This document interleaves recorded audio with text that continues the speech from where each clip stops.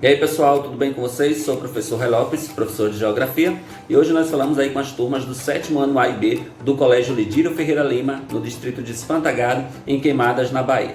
Bom, em nossa última aula nós fizemos aí a introdução à unidade 2, falando sobre a população brasileira. E nós comentamos aí sobre o processo evolutivo de formação da nossa população, certo? Hoje nós vamos dar continuidade à nossa aula, falando aí no percurso 5 sobre o Brasil, distribuição e crescimento da população. Então vou pedir que vocês peguem o seu livro aí de Geografia, Expedições Geográficas do 7º ano, abra na página 44, para que a gente possa dar início então à nossa aula. Mas antes, não esquece, se você está aqui pela primeira vez, se inscreve em nosso canal, clica no sininho para receber as notificações e dá aquele joinha em nosso vídeo. Bom, hoje nós vamos falar então sobre a população brasileira, com certeza uma das mais diversificadas do planeta, né, com uma enorme diversidade étnica e cultural. E aí falar do Brasil, nós não podemos deixar em momento nenhum de lembrar que o Brasil é um país muito rico, certo, pela sua diversidade.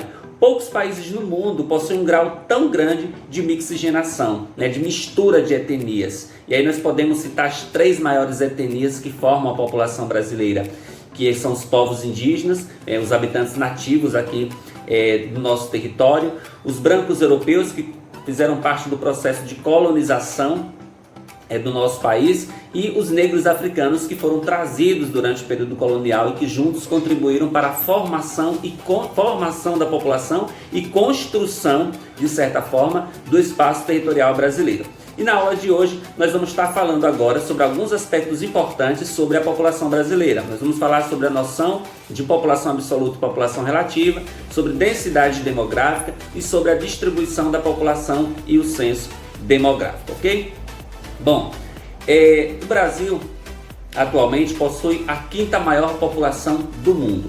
E aí, segundo dados do IBGE, Instituto Brasileiro de Geografia e Estatística, o Brasil atingiu em 2010 aproximadamente aí 190.755.799 habitantes, né? Perdendo apenas para a China, que está em primeiro lugar em população mundial, que em 2010 estava com 1,3 bilhão, a Índia, que estava com 1,2 bilhão, os Estados Unidos com 317,6 milhões e a Indonésia, que estava com 232,5 milhões de habitantes, certo? Bom, de acordo com os dados não oficiais do IBGE, o IBGE estima que hoje nós alcançamos, em 2021, o contingente populacional de aproximadamente 213.562.526 habitantes. Nós estamos aí com a 5ª maior população do mundo. Logo, o Brasil é um país populoso, pois sua população absoluta, que é a soma total dos habitantes, ela é bastante elevada. Então, quando a gente fala de população absoluta, certo? A gente está se referindo o quê? À população total, a soma de todos os habitantes do nosso território. Ou seja, então, como nós temos uma população bastante elevada, mais de 213 milhões, estamos aí entre os países mais populosos do mundo, que tem a maior concentração populacional, nós podemos dizer então que nós somos um país populoso. No entanto, o Brasil é considerado um país pouco povoado. Como assim pouco povoado? Isso quer dizer que mesmo tendo uma grande população, mesmo sendo considerado aí uma das grandes populações mundiais, o Brasil ele tem uma concentração relativa, uma população relativa muito baixa. E o que é a população relativa? É o número de habitantes por quilômetro quadrado, certo? E como é que eu faço para descobrir essa população relativa ou essa densidade demográfica? Para calcular essa densidade demográfica, que é o nome dado também, que é como nós chamamos a população relativa, eu vou dividir, certo, a soma total da população pela área em que ela está distribuída. Vamos usar como exemplo o Brasil. Qual é a população absoluta do Brasil? 213.562.526 habitantes. E qual é a área do Brasil? 8.515.767,049 km². Então, se eu for dividir a população absoluta do Brasil pela área territorial que ela ocupa, qual é o resultado que eu vou ter dessa divisão? O resultado aproximado vai ser aí em torno de 25,05. Logo, a densidade demográfica do Brasil vai ser de 25 habitantes por quilômetro quadrado. Ou seja, eu tenho aí a densidade demográfica, que eu chamo também de população relativa. Ou seja, são 26 habitantes a cada quilômetro quadrado no Brasil. Isso uma nota média, é um número médio, isso não é uma regra, certo? Quando eu estou dizendo aí que a densidade demográfica do Brasil é de 25 habitantes, é importante que vocês compreendam que esse dado, na verdade, é uma média, certo? Que não significa que a densidade demográfica de todas as porções do território brasileiro vai ser de 25 habitantes por quilômetro quadrado. Isso é uma média geral, certo? É uma divisão feita pela população total, pela área territorial. Então, logo eu estou me referindo a uma média geral, não uma média específica de cada área, de cada território. A área territorial é do Brasil, certo? Bom, eu tenho aí para vocês um quadro que mostra aí a população e área territorial de países de elevada densidade demográfica em 2020.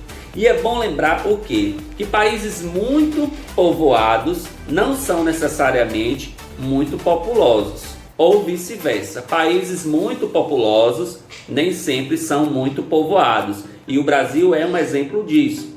Nós somos a 5ª maior população do mundo, no entanto, somos um país considerado pouco povoado. Por quê? Porque nós temos uma densidade demográfica muito baixa, se comparada a de outras nações que têm elevadas taxas de densidade demográfica, como as apresentadas nesse quadro. Na tabela de vocês, você tem dados referentes aí ao ano de 2017. Eu vou trazer para vocês aqui informações referentes aí ao ano de 2020. Então são informações atuais, certo? Bom, vamos para Singapura. Qual é a população de Singapura? 6.021.577 habitantes. Qual é a área de Singapura? 716 km². E qual é a densidade demográfica? 8.410. Observe, Singapura não é um país populoso, tem uma população baixa, pouco mais de 6 milhões. A área territorial de Singapura é minúscula, certo? E por esse motivo, Singapura tem uma densidade demográfica muito alta. Então, de certa forma, em muitos casos, é a pequena área territorial do país que vai determinar, então, a alta densidade demográfica. Então, note aí que esses países aí, que a maioria dos países que a gente tem nessa tabela aí, ela tem uma área territorial, os países têm uma área territorial pequena. Por esse motivo, por ter essa área territorial pequena, é que eles acabam tendo uma alta densidade demográfica. A exemplo aí também nós temos Bahrein, na Ásia. População, 1.721.311 habitantes. Qual é a área territorial? 760, uma área pequena também. Qual é a sua densidade demográfica? 2.264. E aí a gente vai ver as Maldivas, a Malta, Bangladesh, Barbados e Maurício. A exemplo de Bangladesh na Ásia.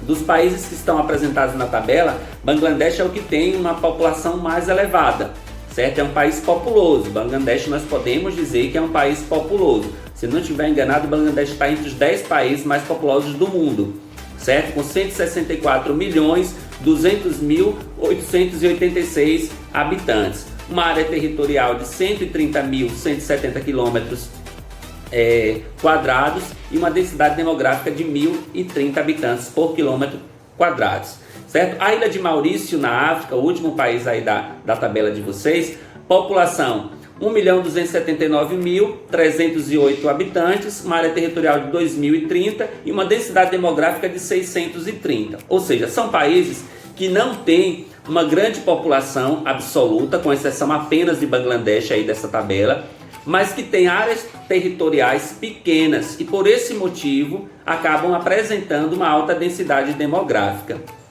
certo?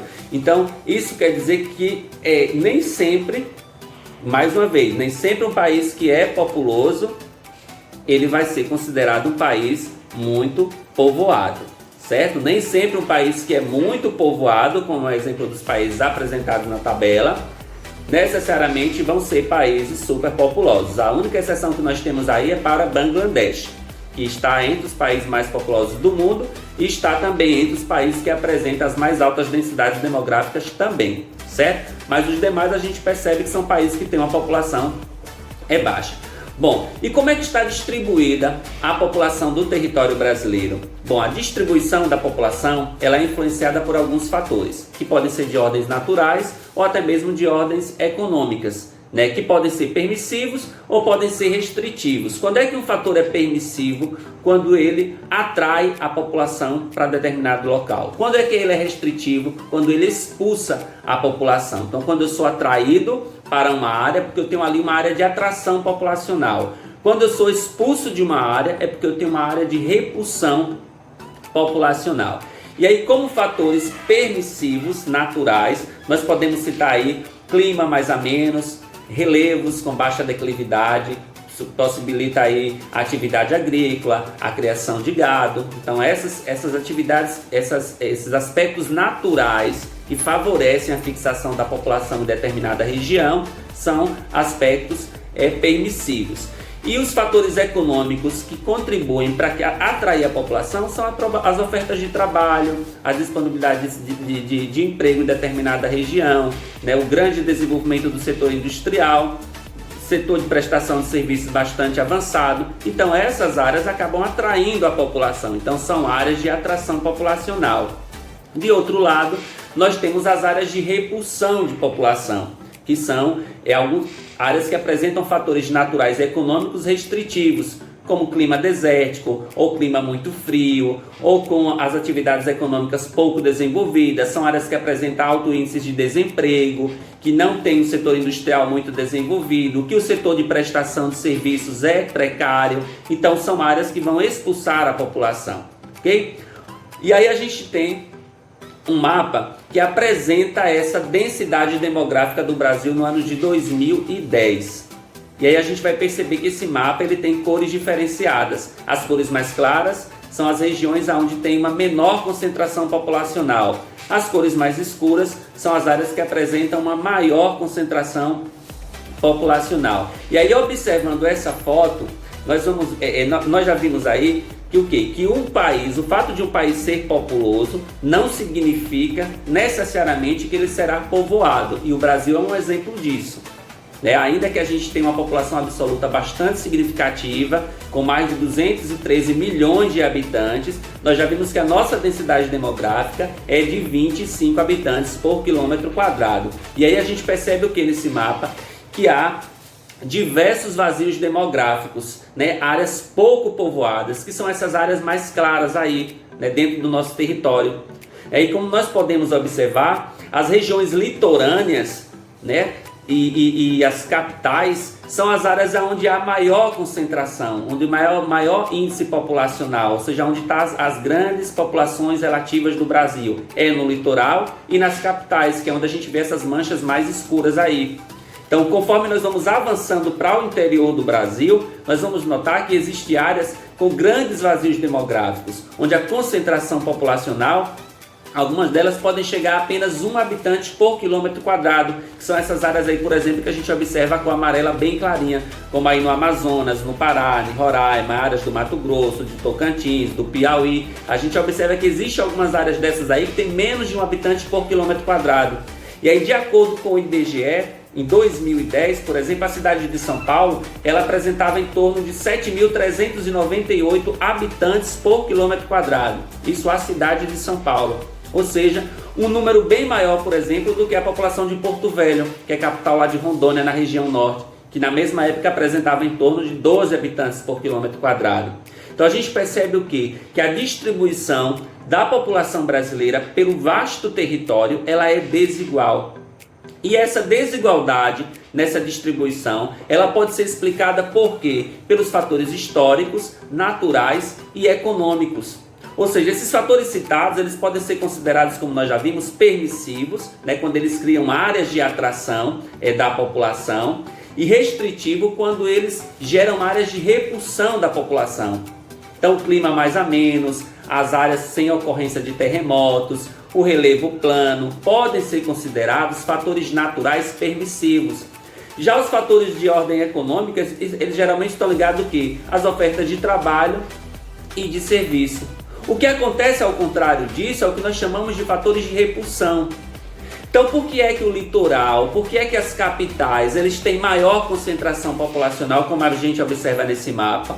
Porque é lá nas capitais e é no litoral onde a gente tem as melhores ofertas de emprego, as melhores ofertas de serviço, é onde a gente tem os climas mais agradáveis, né? Onde a gente tem áreas de planície que vai facilitar o desenvolvimento também da atividade agrícola. E também está ligado aos fatores históricos. A gente não pode esquecer dos fatores históricos. Lembra quando a gente falava sobre a formação do território brasileiro? Os europeus, quando chegaram no nosso território, chegaram aonde? No litoral. Qual foi a primeira área ocupada? O litoral do Nordeste. E eles desenvolveram o que no litoral brasileiro? Extração de quê? De pau-brasil, que estava concentrado em todo o litoral brasileiro. Depois fizeram o que? Iniciaram o cultivo de cana-de-açúcar, também no litoral brasileiro. Depois fizeram o que? Criação do gado, início da pecuária, também no litoral brasileiro. As descobertas de ouro inicialmente foram onde? Próximas ao litoral. São Paulo, Minas Gerais, próximos ao litoral brasileiro. Ou seja, observe que as primeiras atividades econômicas desenvolvidas no Brasil, todas elas estão ligadas ao litoral. Então, obviamente que a concentração populacional, desde o período da formação do nosso território, que começou a se dirigir para essas áreas, para os litorais. E aí é por esse motivo, um dos motivos na verdade, que faz com que essa população se concentre até hoje no litoral brasileiro, porque é lá onde se tem as melhores ofertas de trabalho, é onde se tem o setor industrial mais desenvolvido, que oferece também grandes ofertas de serviço, né? Onde as atividades agrícolas e pecuárias têm a utilização de tecnologias que vai possibilitar o desenvolvimento dessas atividades. Então, uma grande concentração da população brasileira está realmente concentrada no litoral, né? Nessas áreas litorâneas e nas capitais, como nós vimos. Isso faz com que a gente perceba que há essa distribuição desigual da população em todo o território brasileiro. E aí nós vimos também que o IBGE ele divide o Brasil em 5 grandes regiões, que vem a ser a região centro-oeste, região nordeste, região norte, sudeste e a região sul. E aí, como nós sabemos, o nosso país apresenta uma grande extensão territorial e um quantitativo populacional também bastante significativo, com mais aí de 213 milhões de habitantes. Mesmo assim, nós identificamos que essa distribuição da população brasileira ela não é proporcional a cada região do Brasil.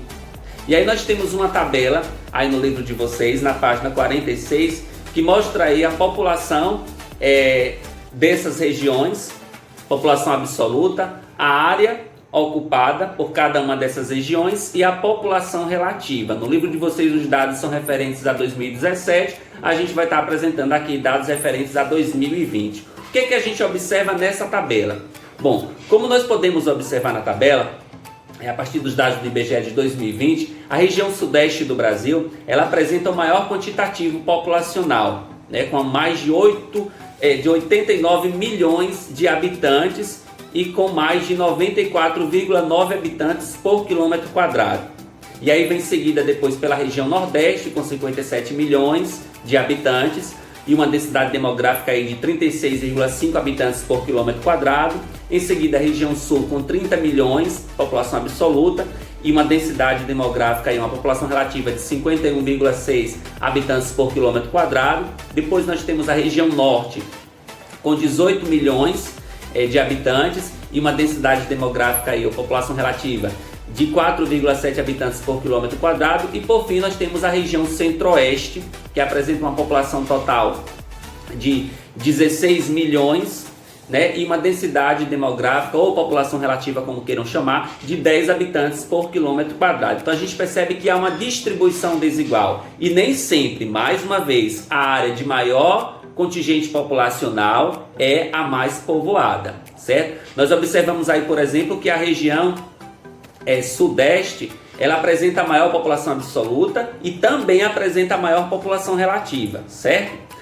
A região nordeste está em segundo lugar em população absoluta, mas não está em segundo em população relativa. Observe que quem vai apresentar a segunda maior população relativa do Brasil é a região sul, certo? Então a gente percebe que o que vai determinar, como nós já falamos aqui, a população relativa geralmente é a área ocupada. Se ela for maior, se ela for menor, ela vai influenciar no resultado desta divisão, que seria a população relativa, ou a que nós chamamos também de densidade demográfica. Então a gente percebe aí que há uma distribuição desigual da população brasileira. Nós podemos dizer aí que quase metade da nossa população está concentrada exclusivamente aí na região sudeste, né? São quase 90 milhões de pessoas, de habitantes que estão localizados aí exclusivamente na região sudeste. Quase metade da população brasileira exclusivamente em uma região pequena, né? Que não é uma grande região brasileira. Nós temos as 3 maiores regiões aí em área territorial,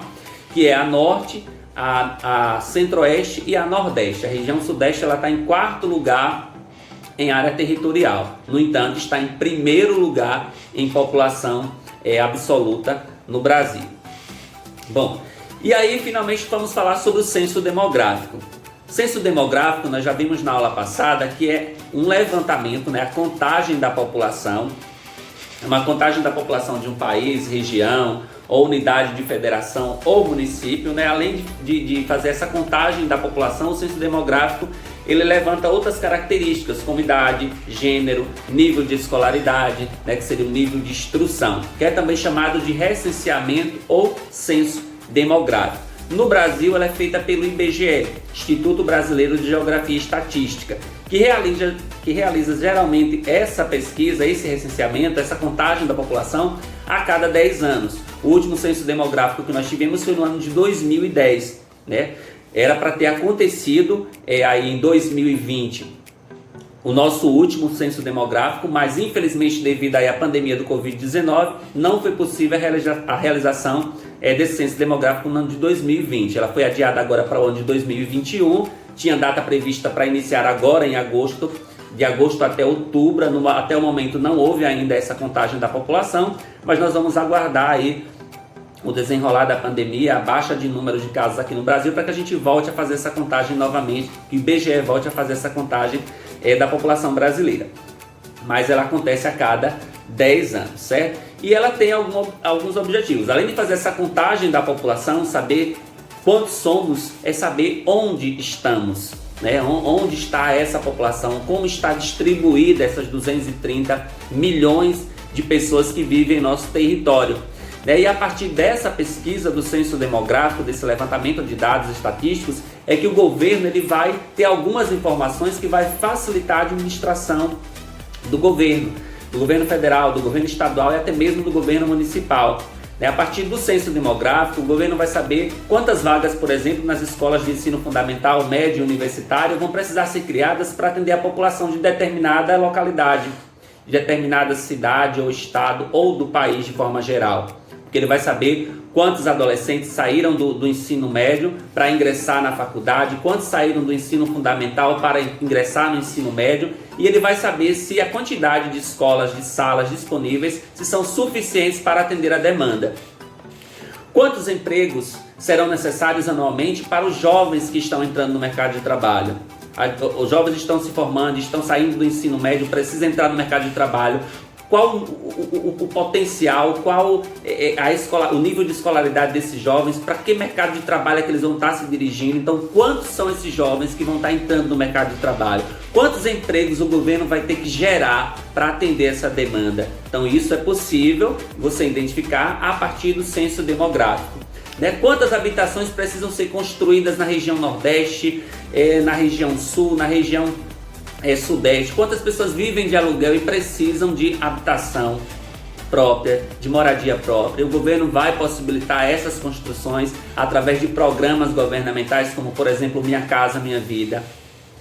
Quantos leitos de hospitais precisam ser construídos para atender a população de uma cidade que aumentou ou que diminuiu? Vou precisar fechar algum leito de algum hospital ou vou precisar abrir mais leitos em determinada cidade? A população aumentou ou diminuiu em determinadas localidades? Vai haver essa necessidade de aumentar leitos ou de fechar alguns leitos para diminuir despesas em algumas cidades? Então, todas essas informações que são essenciais para a administração pública, elas são obtidas a partir de dados estatísticos que são fornecidos pelo IBGE, certo? pelo IBGE e por essa pesquisa realizada através do censo demográfico.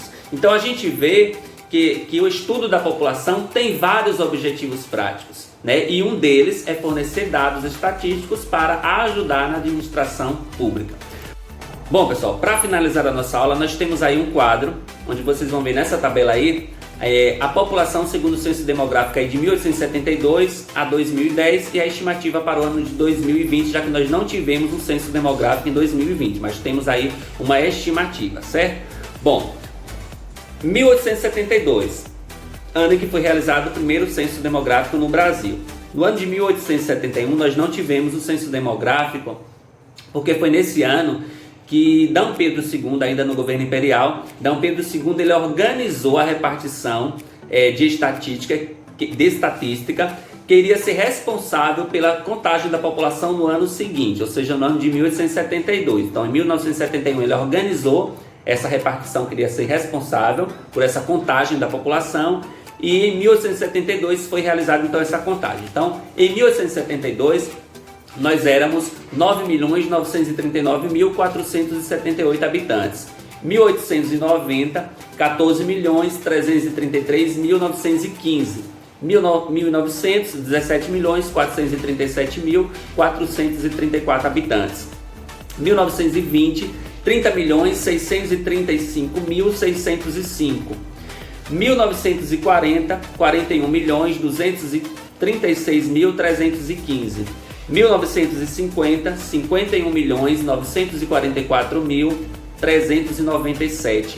1960, 70.191.370 habitantes. 1970, nós já estávamos aí em 93.139.039 habitantes. 1980, já éramos aí 119.2.706 habitantes.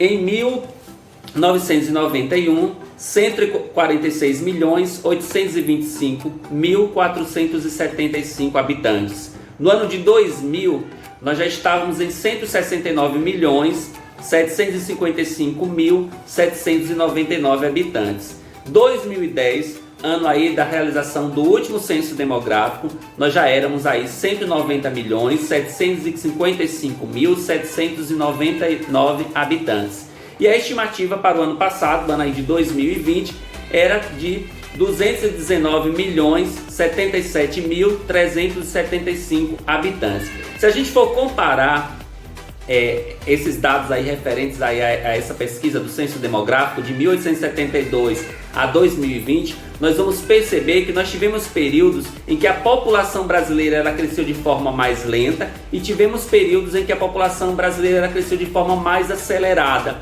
Se a gente observar em 1950 a 1970, nós tivemos uma grande explosão demográfica. Nós éramos aí 51 milhões e chegamos quase a 100 milhões em pouco mais de 30 anos. Então nós tivemos alguns fatores que contribuíram para essa explosão demográfica. E aí depois a gente percebe, de 1970 para cá, a gente vai percebendo que vai dando uma freada. A população ela vai crescendo de forma mais lenta, certo? Aí de 1980 para 1991, para o censo de 2000, para o de 2010, a gente já consegue perceber um crescimento bem mais lento se comparado aos anos anteriores. E aí, com o decorrer do assunto, a gente vai ver quais foram os fatores, né, os motivos que contribuíram para essa aceleração da população ou para esse declínio da população em determinado período. Bom, a nossa aula de hoje fica por aqui, certo? Na próxima aula, semana que vem, a gente fala aí sobre o crescimento da população brasileira, fala também sobre as taxas de natalidade e de fecundidade e sobre a redução da mortalidade e aumento de expectativa de vida no Brasil. Então a nossa aula fica por aqui, fiquem com Deus e até o nosso próximo encontro.